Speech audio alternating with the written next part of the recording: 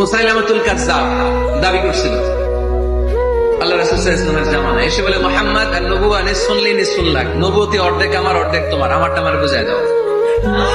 আল্লাহ রাসূল বললেন, তুই তো খুবই খারাপ, তুই শুধু মুসাইলামা না, তুই মুসাইলামাতুল কাযযাব, তুই মিথ্যাবাদী ভণ্ড মুসাইলামা। আমার নবী যা করতো নবীরাও কপি করতো, ফলো করতো।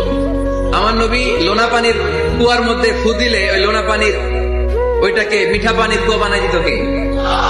ও ওর এলাকায় এরকম করতো। লোনা পানির মধ্যে ফু দিলে আগে মানুষ যাও মুখে দিতে পারতো, এখন এটা মুখেও দিতে পারে না।